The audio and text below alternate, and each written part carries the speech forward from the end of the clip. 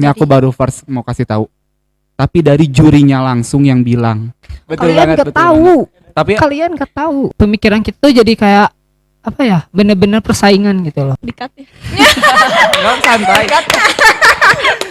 Ya salah jadi si Miani jadi si ini. Kok si Aris ya. Pertama aku mau ngomong ngaco. Kamu teh emang sebagus apa gitu dance-nya? Gitu tak kalau misalnya Yes. 5, 6, 7 and hajar.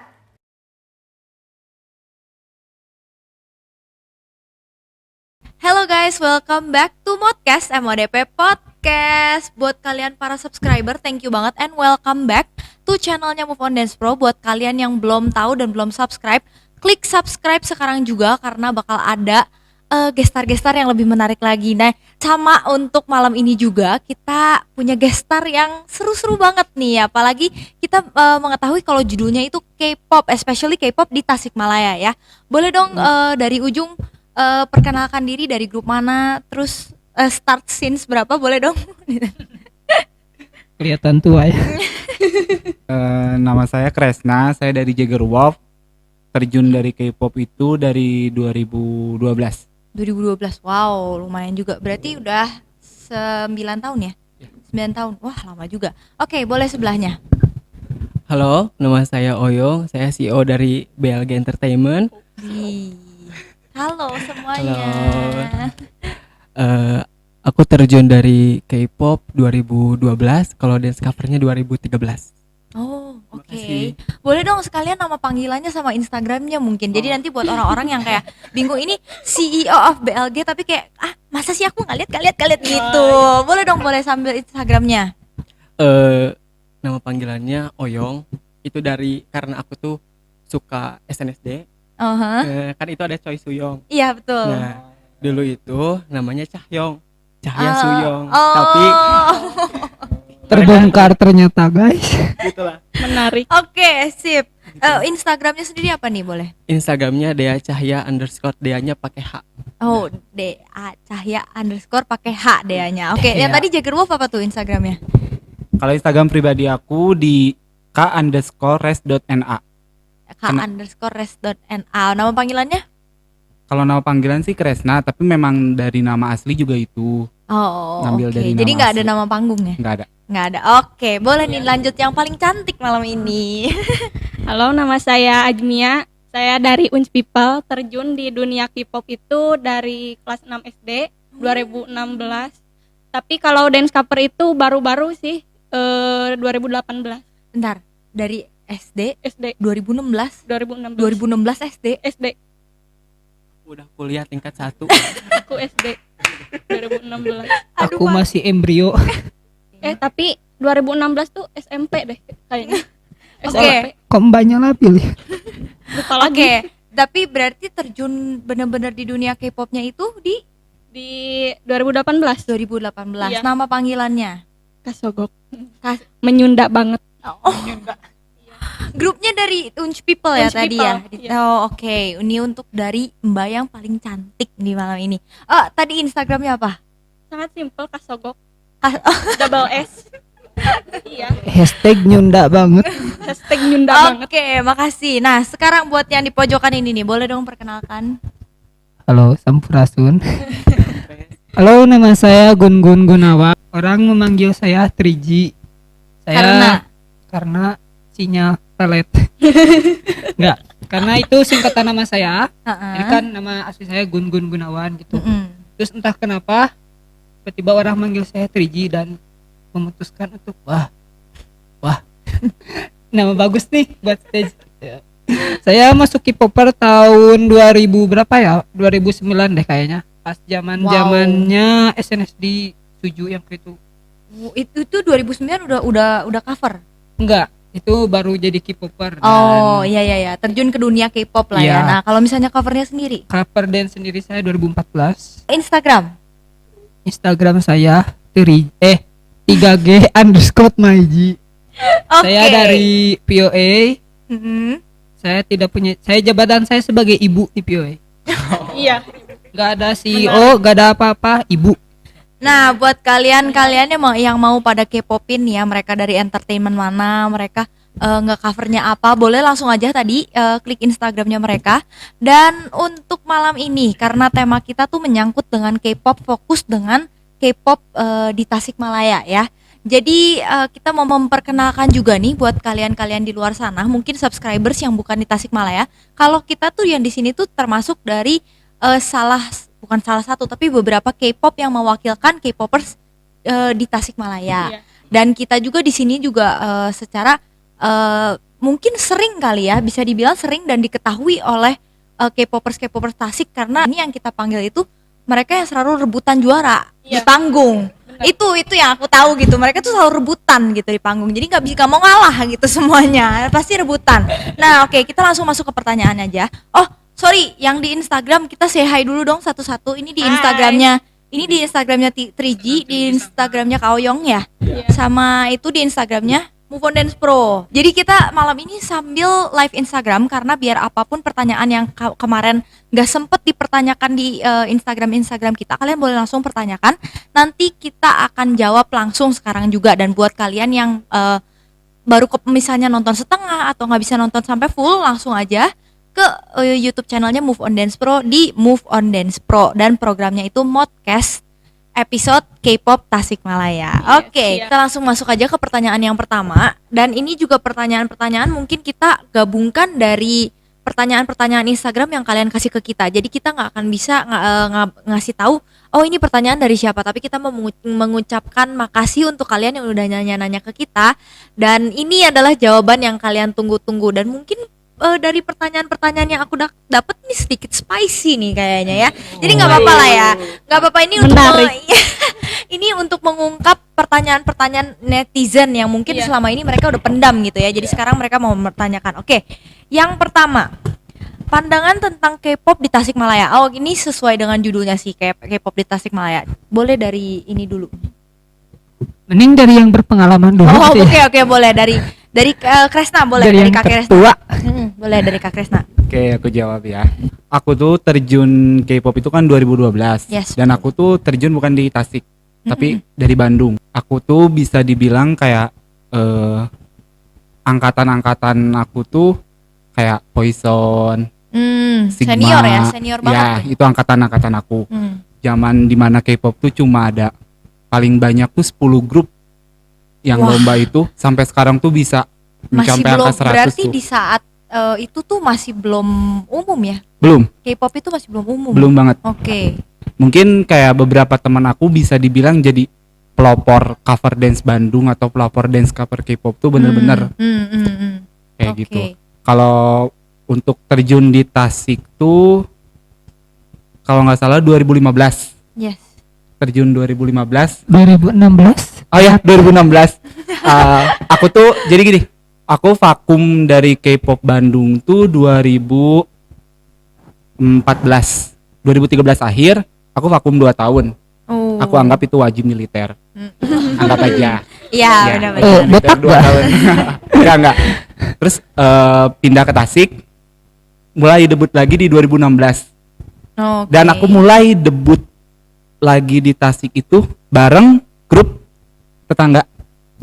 Oke. Aku terjun pertama di Tasik bareng dia. Oh, oke Ya. oke. Berarti masih connected ya. Dulu sebagai apa tuh statusnya? Apa sebagai maksudnya kalau karyawan kan pegawai tetap kah atau freelance kah, itu gimana tuh statusnya dulu di grupnya?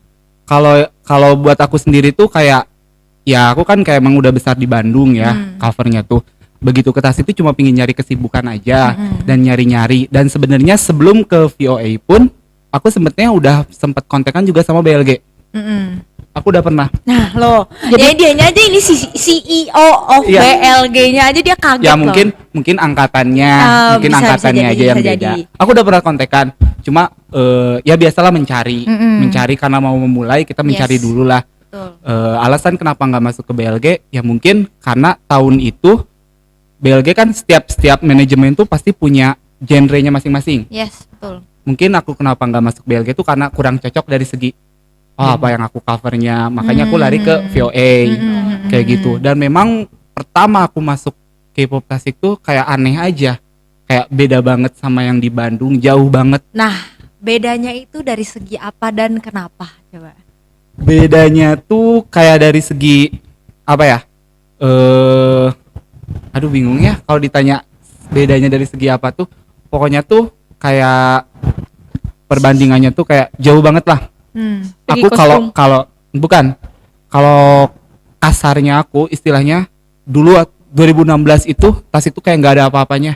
Kayak ya kalau aku bilang kasar kayak K-pop receh deh di tas itu. Kayak memang nggak ada apa-apanya banget. Kayak kaget banget kok kayak gini. Ya mungkin setiap lingkungan pasti beda kan. Kita nggak bisa nyamain dengan aku yang punya standar tinggi di Bandung kayak gimana harus sama.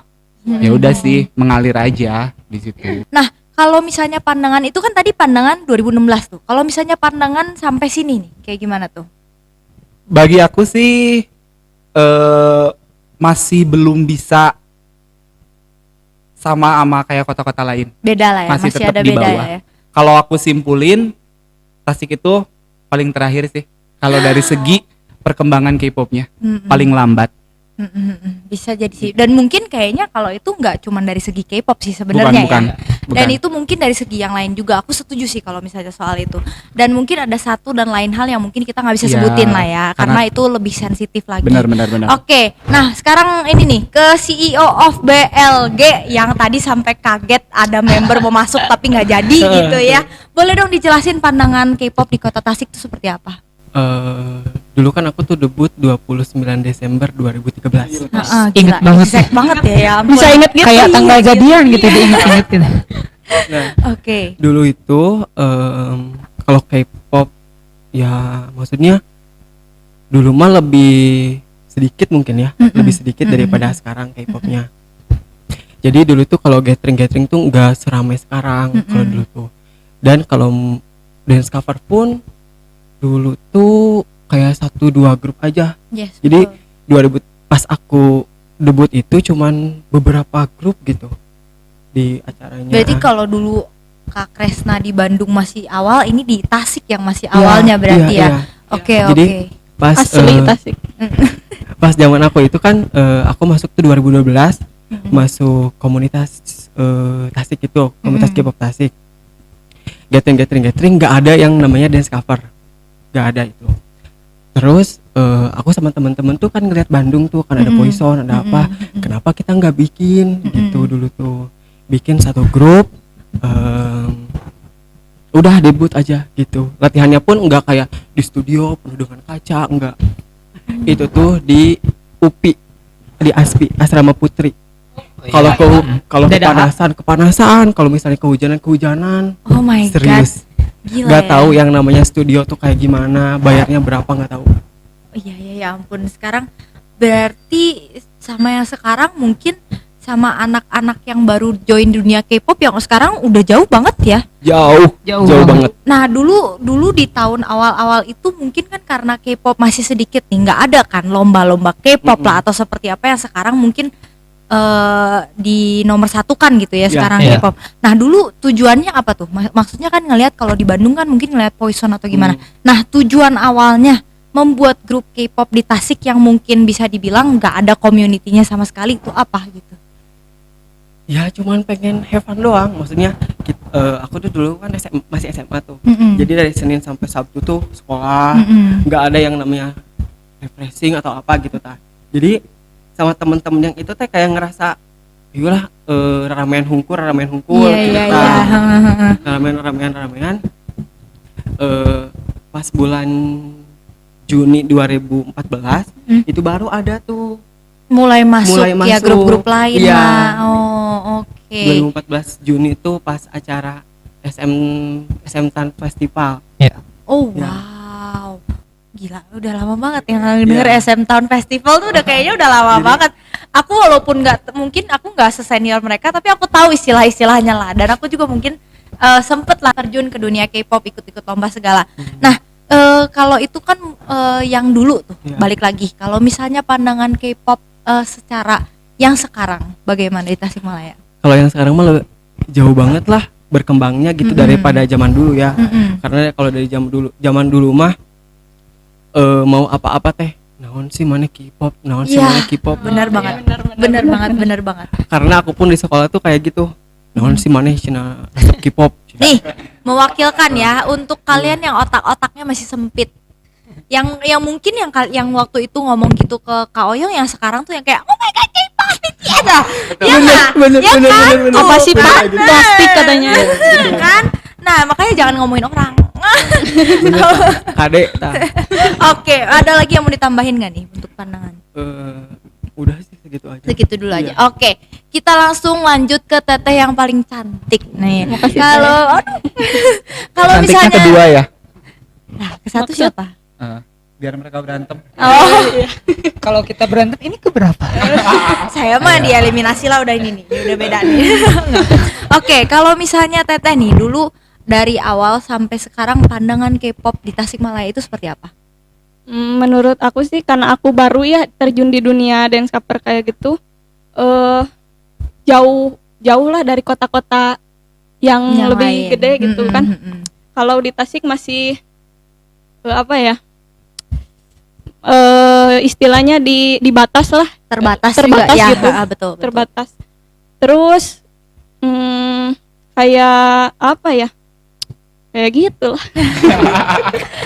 Kayaknya untuk kakak sendiri nih, kan tadi bisa dibilang mungkin yang paling muda ya, bisa dibilang paling muda di Generasi antara paling ini. muda. Iya, Nah, paling muda. Nah, kalau misalnya ngelihat yang lain nih, apa sih yang ngebedain generasi muda sekarang sama generasi yang aku nggak ngomong tua, senior. Senior.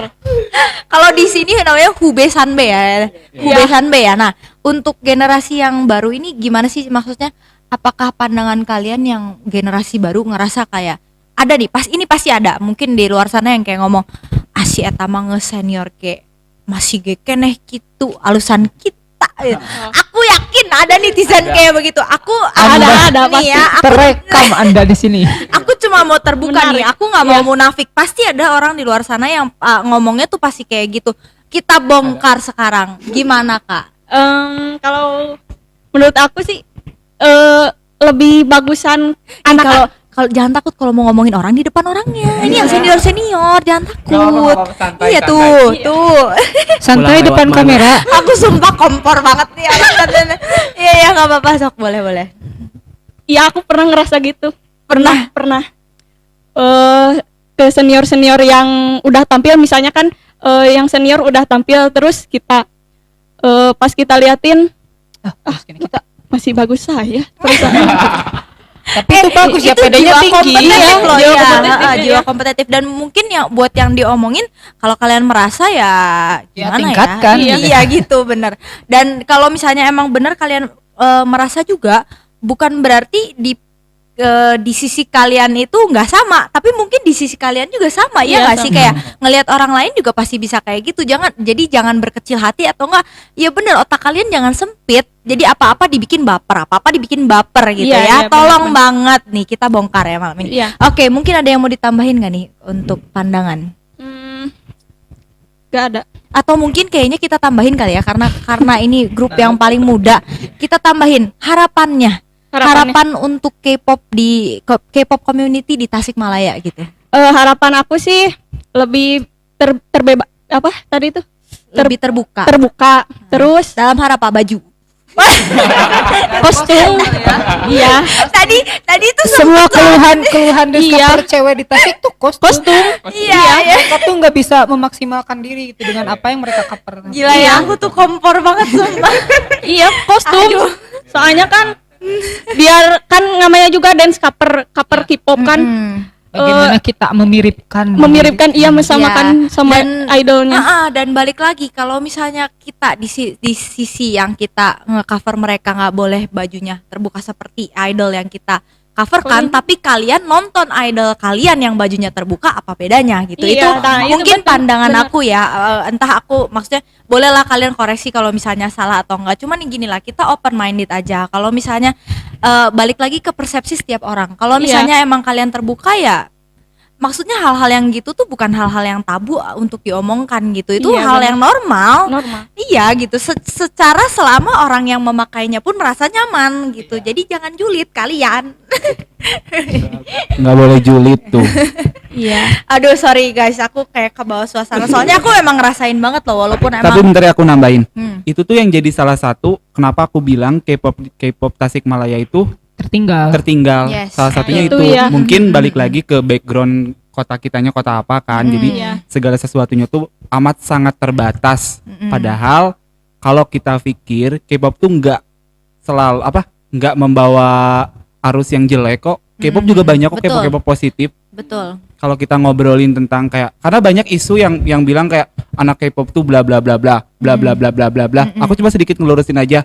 Kalau istilah bla bla bla itu bukan hanya ada di kalangan anak K-pop kok. Coba aja koreksi diri aja kayak gitu. Balik lagi ke persepsi setiap orang ya. Benar. Ya. Iya, Oke, ada lagi yang mau ditambahin nggak? udah Udah. karena apa ya? Masih baru gitu terjun di dunia dance covernya, belum tahu banyak. Nggak apa-apa, sambil kita mungkin di sini sambil Iya, belajar juga sambil kan belajar sama yang dulu, di iya. senior. Sharing. Oke, Iya, ini sharing. nih yang satu nih yang pakai kacamata satu-satunya. Boleh dong di-share bagaimana pandangan K-pop di K-pop community di Tasikmalaya. Mungkin sama ya kayak Pak Oyong. Karena Pak kita Oyong. hampir ya saya manggil dia Pak Oyong. Oh, oke Karena oke. sebutannya. Sama saya Pak Oyong karena saya 1 tahun lebih muda dari ini debutnya. Oh, debutnya bukan Jadi yang umur. Oke. Tadi bener kata Pak Oyong pas awal 2014 tuh bener-bener awal keluarnya grup-grup baru itu Mm-mm. bener-bener gitu. Karena selama saya jadi K-popper dari SD kan, saya nggak mendengar tuh kayak ada event Korea, kayak ada lomba-lomba apa gitu kan. Saya pun tahu-tahu tuh itu kayak ada segrup lah mereka ngadain kayak dance street gitu di CFD itu. Oh, oke Dan oke. aku oke. tuh di sana belum tahu bahwa itu tuh dance cover. Cuma taunya itu lagi ada EXO-EXO-an. Nyebutnya kayak gitu. Iya, Sunda Ah. pisan. Dan nonton lah di sana. Oh, ternyata kayak gini ya. Dan bener waktu itu tuh dance cover cowok tuh sangat jarang banget. Makanya Oh, oke. tujuan saya tuh turun ke dance cover itu ingin mengembangkan dance cowok gitu loh. Ingin membuktikan juga bahwa gini nih dance cover cowok tuh bisa gitu loh cowok. Enggak, maksudnya pandangan tentang K-pop itu banci, maaf ya saya kasar, mungkin Bukan emang, kasar, tapi emang terbuka. banyak emang Tapi banyak terbuka. kenyataannya kayak gitu yang ngomong kan. Ingin membuktikan gitu bahwa K-pop tuh enggak sebanci yang mereka pikirkan. Ada Iya. juga cowok yang Betul, benar-benar betul. cowok gitu loh. Betul. Dan Iya, banyak juga keuntungan ngedance cover sebagai dance cover cowok gitu loh. Kalian tuh akan merasa diartiskan, bro. Betul Kalian banget, gak betul. tahu. Tapi Kalian gak tahu. tapi sampai sekarang dance cover cowok tuh masih langka ya? Nah iya, Iya ya, aku tuh masih langka banget. sempat seneng tahun 2020 lah, 2020, 2019 gitu. Si cowok tuh mulai nambah, dance cover cowok tuh nambah di tahun Salah segitu. satunya aku ya. Ya, Pak Oyong mulai debut cowok di tahun itu. Dan bener-bener jadi saya tuh sebagai cover cowok jadi bukannya malah takut gitu. Jadi malah wah rame ini nambah. Berarti tujuan aku tercapai gitu. Meskipun ya. mereka yang cover cowok bukan setim sama aku, tapi setidaknya dengan debutnya aku menginspirasi gitu loh. Nah, membuat orang tuh aku harus bisa. iya, nah ini pandangan yang positif. Ini pandangan yang positif buat kalian yang memandang secara negatif, boleh dipelajari. Katriji ajarin dong mereka ya biar pandangannya positif dan terbuka. Nah itu saya juga emang sama kayak Pak Oyong di sekolah tuh dibully lah. Apa sih K-pop cowok K-pop taulah K-pop tuh joget-joget gitu kan ya. Ya saya diam aja karena mereka nggak tahu gitu gimana rasanya seorang dance cover gitu loh. Betul.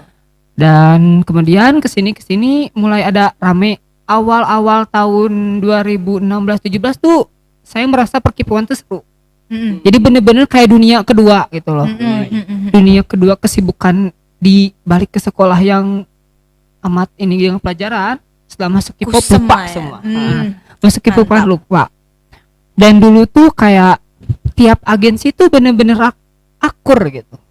Dulu Dulu tuh tahun ya 2016-17 tuh kayak tiap ingat grup ya, saya Go, tuh dulu. Oke. Kalau Kayak Nah, mungkin kita semua- nanti bahas secara spesifik lah ya. Ada itu kok bahasanya, ada juga yang nanya gitu ya. Boleh dilanjutin dulu. dulu seru banget gitu. Jadi kayak ada kolab-kolab gitulah.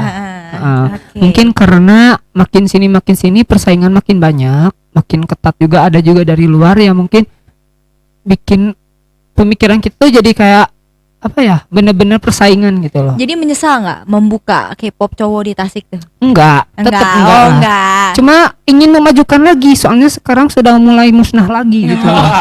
Deskaper cowok di Tasik tuh mulai berkurang lagi. Buat kalian-kalian yang mau daftar boleh nih konsultasi ya. Ya, Boleh. Tadi kan kalaupun kalian tidak mau daftar dengan saya, kalian buat sendiri. Cover cowok. Ya, cover cowok. spesifik ya, cover cowok. Oke. Nah, mungkin barusan menutup ke pertanyaan yang pandangan kita di Tasikmalaya. Balik lagi, kita nggak mau nyombong, nggak mau nantangin juga. Ini kan hanya pendapat kita tentang K-pop community di Tasikmalaya dan harapan-harapan kita ke depannya. Mungkin orang-orang bisa kayak tadi lebih terbuka lah, bukan baju tapi otak gitu ya. Salah. Kalau otak yang terbuka serem, Mbak. Pemikiran mungkin ya. Iya pemikiran. Pemikirannya. Bener. Kalau otak yang terbuka serem nih. Zombie. Bener, oke. Kita langsung ke pertanyaan kedua ya. Nah ini nih, kalau event di Tasik, oke ini ada sensitif sih ya. Sebenarnya bukan sensitif tapi seru gitu. Kalau event di Tasik, orang dalam atau temen dekat berlaku nggak ya buat lomba? Ngerti nggak nih? Ngerti dulu nggak nih pertanyaannya? Ngerti ya? Oh iya. Jadi kayak misalnya kakak punya orang dalam nih, itu tuh ngaruh Si nggak sih? panitia. Iya, panitia lah, juri lah atau Iya. apa yang menyangkut tentang dunia inilah persaingan lah Iya. gitu ya. Oke, boleh nih dari mana dulu nih? Mau yang mana? Dari yang muda dulu. Dari Iya. oke, boleh. Terbuka aja ya. Boleh, Ya, terbuka santai, aja. santai. Buka aja, buka. Yuk, buka. Iya buka. Bakal panas nih. Panas. Ada sih. Kalau aku yang ngerasain ada, Mm-mm. baru aja di tahun 2020 kemarin ada. Oh, ada. Ada. Berarti kalau misalnya dari pertanyaan berlaku atau enggak, berlaku ya? Berlaku. Oh my god. Oke. Mungkin nama event atau apa kita sensor lah ya. Jangan Iya. kita nggak mau makin panas, ini pertanyaan udah panas sih sebenarnya. Iya. Boleh dong diceritain sedikit dong. Kan waktu di event 2020 kemarin tuh dikat ya. Santai. Santai aja, udah santai. Kan nggak tahu event yang mana gitu Iya. kan. Heeh. Ngecovernya tuh sama Mm-mm. ya sama Mm-mm. kayak grup peserta aku lain. ya Mm-mm. gitu. Kalau aku kan waktu mereka main tuh aku tuh jadi penonton gitu ya kan. Mm-mm. Terus Masa ikut main juga? Kan iya nggak jadi, bisa. iya jadi nonton gitu Iya, ya kan. heeh. Nonton. Nah, kalau aku pikir-pikir, lihat dari koreo sama detailnya, kok bisa gitu kan juara gitu. Mm-mm. Bukan maksud ngejuri gitu ya kan, tapi Semua seorang juga tiap orang juga punya pandangan. iya nah gitu. Iya, iya. Kok bisa gitu ya kan, padahal ada yang lebih bagus gitu. Mm-mm. Tapi kok grup Saya lebih bagus. Bukan. Enggak. Bukan. Dikira Ada, gitu. ada yang lebih bagus gitu. Mm-mm. Kok bisa gitu dia juara gitu. Aku pernah gitu pemikiran gitu. Terus juga waktu di event 2019 Gak apa-apa, kan banyak eventnya. Iya, Heeh. iya 2019 juga menurut aku banyak yang kayak gitu. Kayak ada orang-orang dalam di sebuah eventnya. Mm-mm. Aku lihat-lihat tuh aku jadi penonton tuh ada gitu yang lebih bagus dari yang juara itu gitu. Oke, ini balik lagi ke pandangan ya. Jadi kalau misalnya kalian yang ngerasa kayak ya itu mah emang bagus aja effortnya, ya balik lagi. Ini kan ke pandangan setiap orang. Iya, Jadi nggak ada benar nggak ada salah. Jadi Iya. kalian jangan nyalain orang lain. Oke, mungkin yang lain ada yang mau nambahin nggak soal pengalaman ini? Kayak Ya. boleh banget. Pengalaman sih ada ya. Mm-mm. Jadi di salah satu event itu ada salah satu grup dia kayak ngelanggar 1, 2, ada beberapa yang dia langgar. Ketahuan banget lah ya pokoknya. Ketahuan banget dan menang. Oh. Jadi Ohnya jangan semangat banget begitu dong. Ini dong, iya dong, santai Kak, santai. jadi ada, maksudnya nggak kayak 1 atau 2 yang dia langgar, kayak beberapa. Terus dia menjadi nominasi juara 1. Terus dari aku protes atau apa gitu. diturunin. Maksudnya juaranya. Merekanya yang diturunin atau Enggak. Jadi di rules itu jangan kelihatan pusar. Nah, kelihatan. Nah, katanya teh kalau misalnya kelihatan pusar bakal dihentikan. Enggak, ini mah enggak. Terus dia menjadi jadi nominasi juara 1. Nah, tapi karena kita protes enggak jadi juara 1, tapi juara sekian deh. Tapi masih juara gitu. Oke, Kayak gitu. ngerti aku ngerti karena di aku juga sempet pernah yang kayak gitu, sempet kejadian juga udah beberapa tahun lalu dan emang itu tuh yang kayak kalau aku dari sisi aku bukan dari pelanggaran justru, kalau dari sisi aku dari segi konsep sih emang kalau yang ini kan tadi kelihatan banget ya berarti kayak begitu. Kalau misalnya di aku sih dari sisi konsep sih yang emang ternyata udah kedengeran juara berapa tapi ternyata jadi juara berapa karena ada yang apa gitulah. Itu mah ya balik lagi ya emang persaingan K-pop makin sini makin ketat betul. ya. Dan ini harusnya yang diperbaiki ini bukan kalau bukan covernya. bukan pribadi kita yang kita protes harus dihentikan tapi enggak. Tapi yang jadi rules harus tetap jadi rules. Betul. Iya. Dan juri itu nggak boleh terpengaruh sama kontestan. Nah itu yang nggak boleh dan itu balik lagi ke tadi yang punya teman dekat atau enggak di penjurian atau enggak spesifik lah di penjurian tapi di dunia K-pop ini ya dan mungkin nyangkut paut dengan juri gitu. Ya betul. Terus aku juga pernah tuh kayak kefitnah gitu. Kefitnah. Jadi grup dari BLG tuh menang di salah satu acara dan emang panitianya tuh dari BLG. Jadi ada temen aku yang ngomong ke aku katanya kayak gini, grup itu menang cina gara-gara ieu nya cina naon si panitia na di BLG nya cina gitu.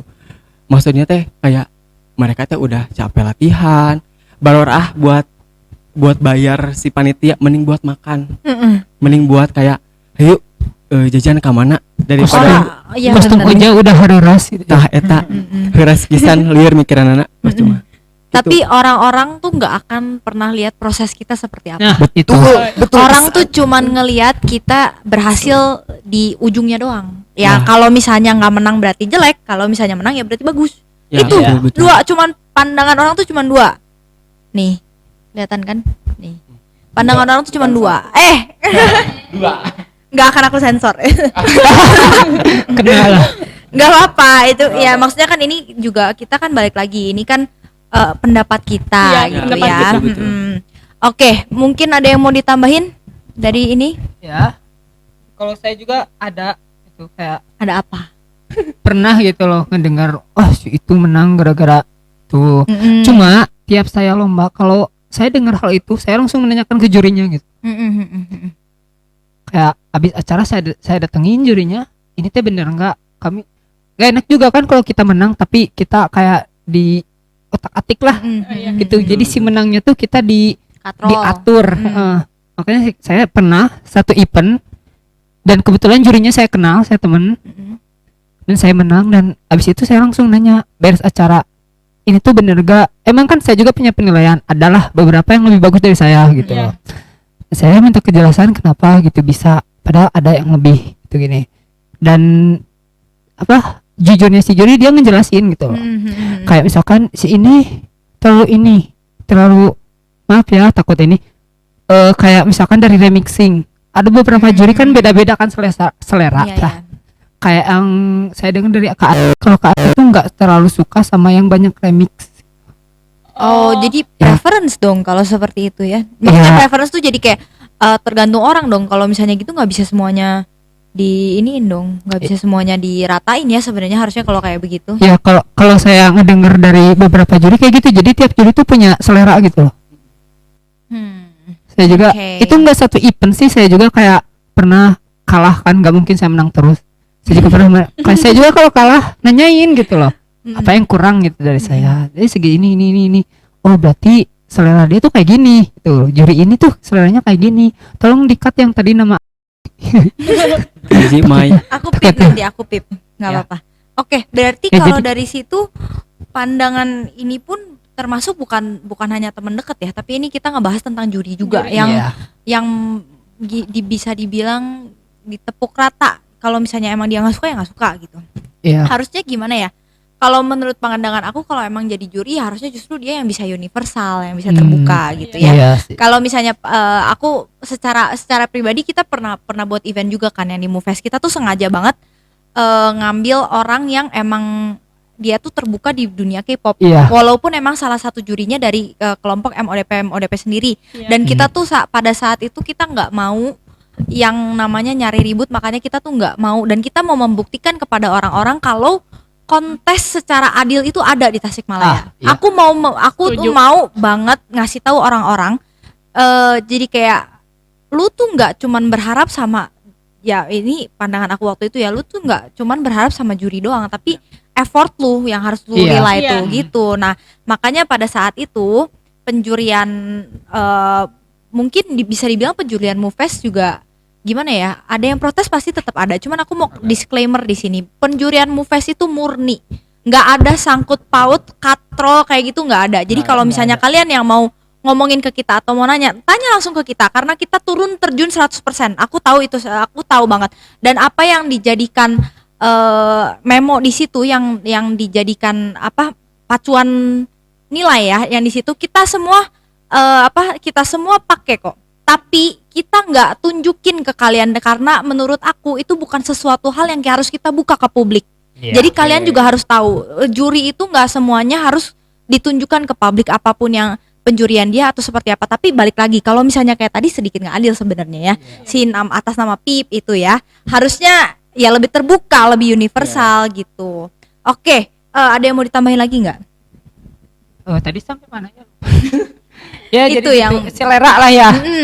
Selera. Karena ya itu kayak ada beberapa teman saya juga sempet jurinya ngomong kayak gitu juga. Itu beda event. Jadi si jurinya malah ngomong, ya tim dari aku dari Via itu bagus. Ya kalau menurut saya bagus lah. Tapi banyak orang yang lebih bagus gitu. Cuma pas si jurinya bilang, kenapa nggak cover ini?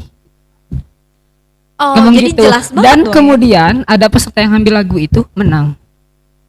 Oh, itu mah kelihatan banget. Kelihatan. dong ya. Oh iya. Ya makanya terkadang juri itu emang punya selera masing-masing gitu loh.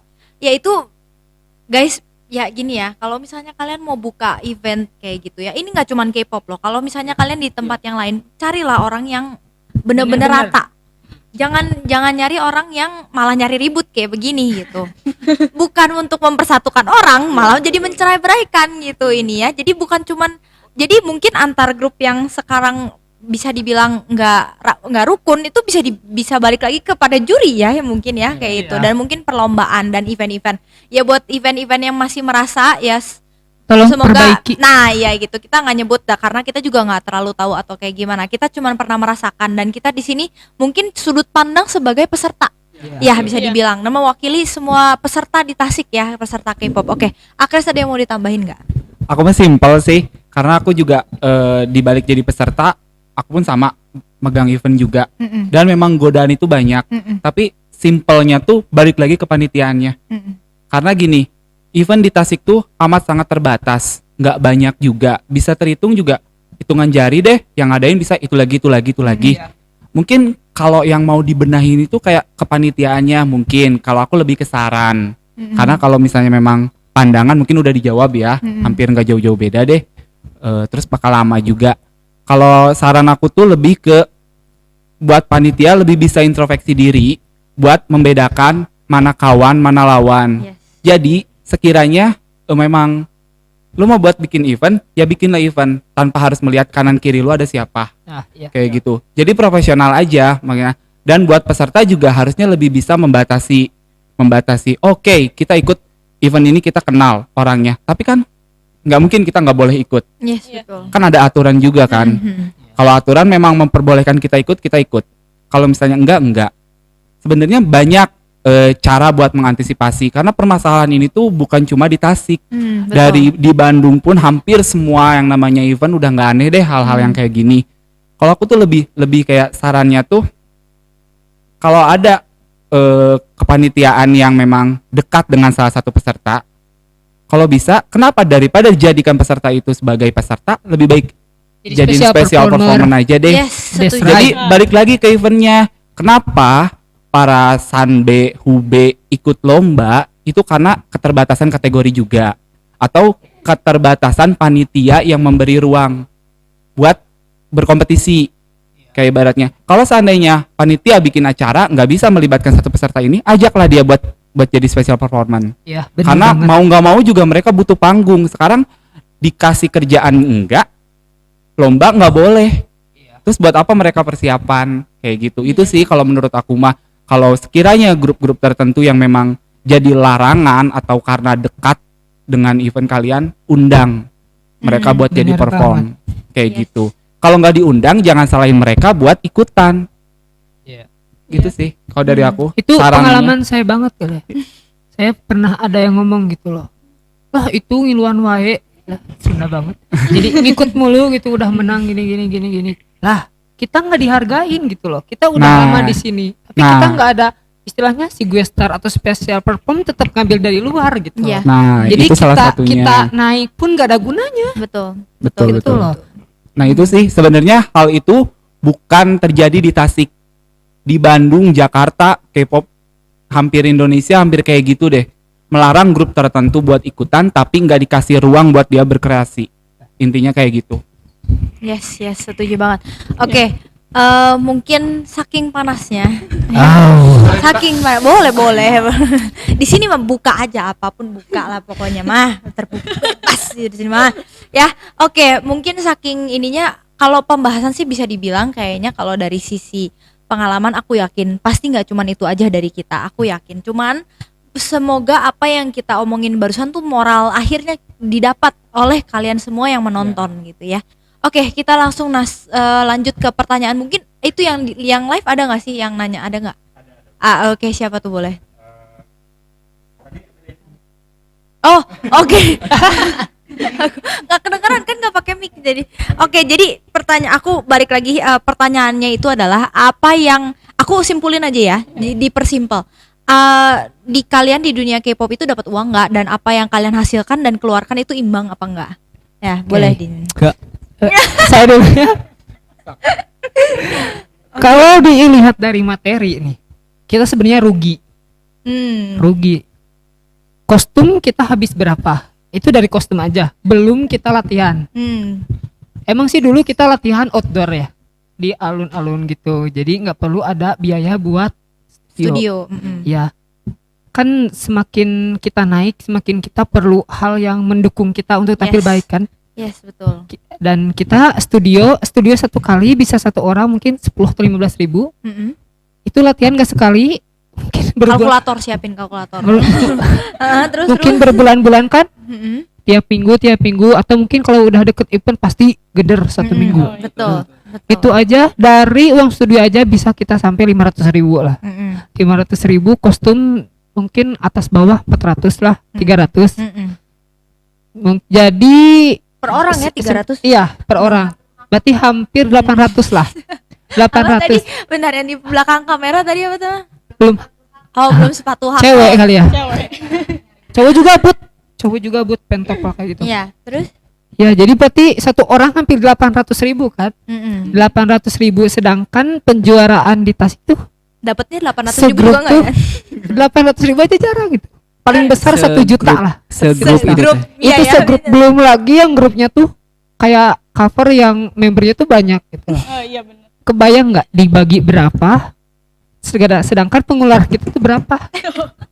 Aku jujur aku pernah tuh sampai akhir, Maria, aku sama kamu yang waktu Blackpink ya. Akhir-akhir tuh setelah walaupun juara gitu ya, setelah dikurangin tuh cuma seorang tuh dapat 14 ribu. Bener-bener bisa kayak gitu. Bener buat. Itu menang ya. Apalagi kalau kalah. Pertama kali saya bikin kostum tuh tahun 2016 ya, Ayudi. Saat kita nge-17, Oh iya. kita bikin celana, itu baru perdana kita bener-bener niat bikin kostum-kostum. Dan di sana kita kalah. Pulang kita konvoy naik motor bener-bener gini. Udah. Itu bener-bener emang gak, kalau dihitung materi kita tuh emang rugi. Tapi kalau dari apa ya, pengalaman hati itu bener-bener memuaskan gitu. Iya. Mungkin bisa dibilang kalau secara fisik ada harga ada hasil ya. Nah, iya. Jadi kalau misalnya ya mau terlihat bagus ya, mau gimana pun tadi kita mau impress orang dong, ya nggak Iya, sih? benar. Jadi mau nggak mau gitu. Jadi buat mau nggak mau apa yang dikeluarkan sama hasil ya rugi hasilnya ya. Iya. Boleh ditambah dong tadi kayak yang bilang enggak di awal gitu. Enggaknya banget. Iya enggak. Gitu. Ya tadi sama kayak 3G, Mm-mm. makanya itu kalau aku pribadi ya, Mm-mm. kalau misalnya di dance cover itu sebagai hobi. Mm-mm. Kalau buat modern dance itu nyari duit, bener. apalagi kalau wedding dance. Udah gitu aja dari aku mah. Aku yang berkecimpung di dunia dua-duanya bisa merasakan itu gitu. Bisa banget merasakan. Kalau aku anak sekolah nih. Ini nih yang Paling yang Udah mah dicerita duit sedang jajan. sama Iya. anak DC yang sekarang nih. anak Udah sekolah mah, nih. udah mah duit jajan. Udah ngebohong ke orang tua. Ya bener. Artinya ada. Ada aku banget itu. Jujur aja nih. Darmaji gitu, dahar 5 melhiji. Bilangnya segitu, padahal segimana. Iya. Oke, ya itu sih kayaknya in general aja sih ya. Dan emang di dunia K-pop bener tadi untuk hobi, bukan untuk mencari uang. Benar. Jadi kalian yang mau terjun di dunia K-pop kayak, oh gila kayaknya dipanggil sana sini nih duitnya gini-gini enggak. Iya. Itu tuh enggak banget. Cuman emang kalau misalnya kalian yang mungkin ini ya, ini ada yang bilang juga, maksudnya aku dengar gitu dari orang. Kalau misalnya kalian cari fame, cari ketenaran, mungkin bisa dibilang iya, tapi tergantung grupnya. Iya. Bener. Jadi kalian nggak bisa sembarangan masuk K-pop terus mau terkenal secara ini terus ngejelek-jelekin orang, enggak, bye banget itu mah. Ini bukan drama TikTok. bukan, yes bener banget. Intinya tuh hobi itu nggak bisa dinilai, Yes. benar kan? Bener banget. Apalagi ketemu maksudnya ketemu orang-orang di community, Iya. ketemu koneksi yang kayak gitu tuh nggak bisa dibayar gitu. Oke, kita lanjut ke pertanyaan selanjutnya.